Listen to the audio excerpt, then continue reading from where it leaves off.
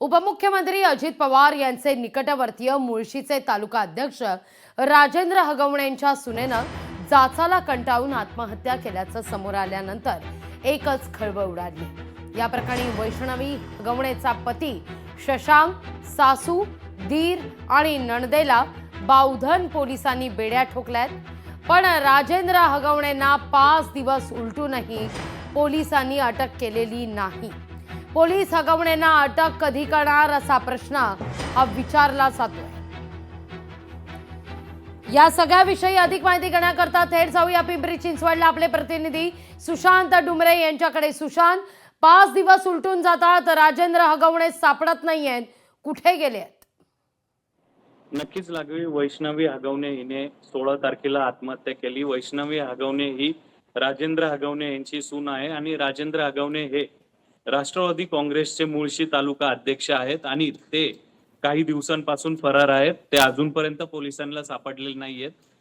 त्यांच्या सुनेने आत्महत्या केलेली आहे, परंतु त्या वैष्णवीच्या आई वडिलांचं असं म्हणणं आहे की आत्महत्या नसून ही हत्या आहे।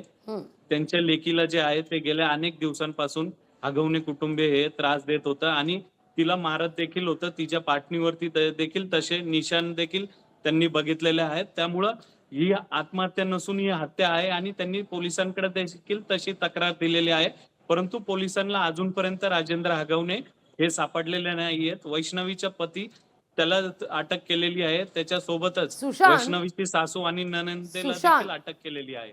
सापडत नाही ही बातमी आहे, पण पडद्यामागे नेमकं काय घडतंय? नक्कीच लागवी अशीच एक चर्चा आहे की राजकीय दबाव असल्यामुळे त्याला अटक होत नाहीये।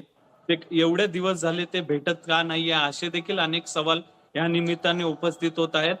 2च वर्षापूर्वी वैष्णवीचं लग्न झालं होतं आणि त्या लग्नामध्ये त्यांनी तिला 51 तोळे जे नवरदेवाला आहे ते दिले होते, एक फॉर्च्युनर गाडी दिली होती, परत चांदीचे भांडे देखील दिले होते।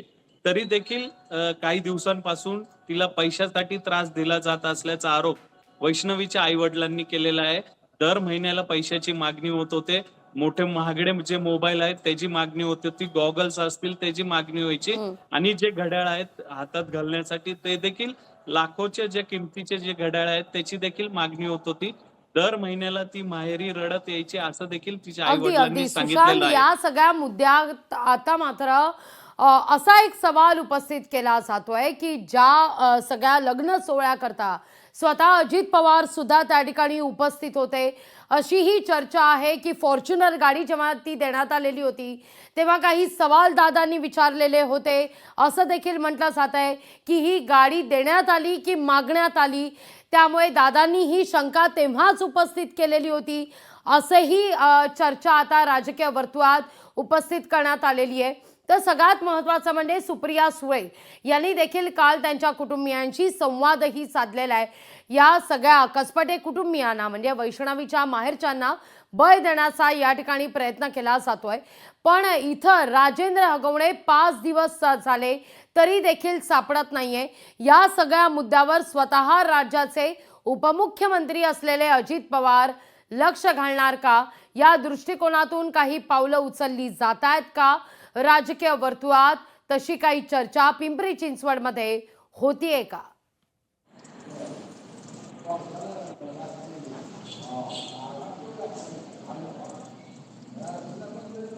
सुशांत, माझा आवाज पोहोचतोय तुमच्यापर्यंत?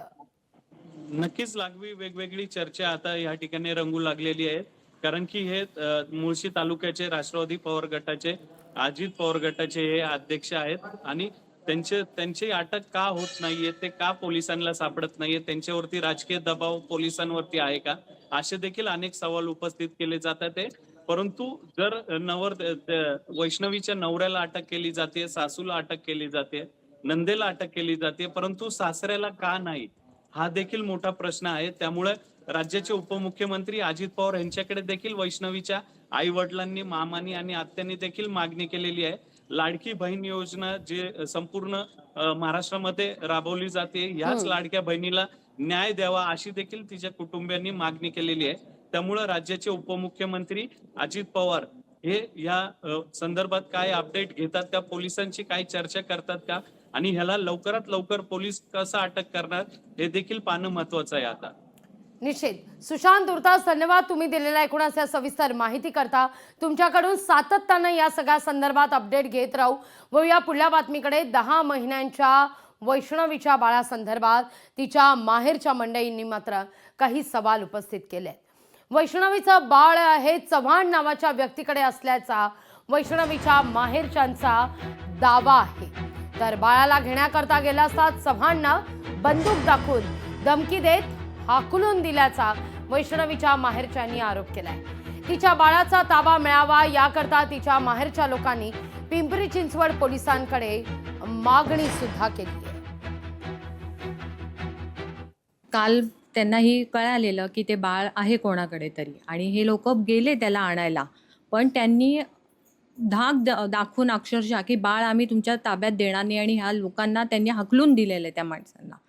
म्हणजे छोटंसं बाळ त्याच्या आजी आजोबांकडे यायला पाहिजे, ते मामा आजोबा आणायला गेले आणि या लोकांनी सरळ त्याला हकलून दिलं. त्यांना त्याचा अधिकार काय त्या माणसाचा, कोण हा माणूस की त्यांनी त्याच्याजवळ हे बाळ ठेवलं. ही अक्षरशः म्हणजे निंदनीयच घटना झालेली आहे की मी म्हणते उपमुख्यमंत्री अजित पवारांनी ह्याच्यामध्ये गांभीर्याने लक्ष घालावं आणि आमच्या लिकीला न्याय द्यावा हीच, आणि त्यांना इतकी कठोरात कठोर शिक्षा व्हायला पाहिजे की ह्याच्या पुढे कुठल्याही आईवडिलांना हे दुःख नाही मिळायला पाहिजे. बाळा आम्हाला द्यावं म्हणून एवढीच मागणी आहे. बाळा आमच्याकडे पोसायला द्यावं. वैष्णवी सांगायची जे 5-6 महिन्याच्या नंतर तिची सुरुवात केली ते थोडं थोडं पूर्ण असं स्पष्ट तिने कधी सांगितलं नाही. पूर्ण स्पष्ट सांगितलं असतं तर आम्ही कधी तिला लावली नसती, पण आम्ही एक तिचा संसार वाचायसाठी त्यांच्या मागण्या पूर्ण करत गेलो. जयप्रकाश हगवणे त्यांनी सांगितलं की बाळाचे खूप हाल चाललेत, ते कुठं ठेवलेलं आहे माझ्या मुलीला माहिती आहे, तुम्ही या इकडं, वैष्णवीच्या पप्पांना पाठवा किंवा तुमचं कोण असेल भाऊ त्यांना पाठवा, मी ते बाळ कुठे आहे ते तुम्हाला तुमच्या ताब्यात देतो. त्यांच्या घरी गेले, जयप्रकाश हगवण्यांच्या घरी. तिथनं त्यांना घेतलं, त्यांच्या मुलीला घेतलं. तिथनं त्यांनी ते जिथं बाळ होतं तिथं नेलं.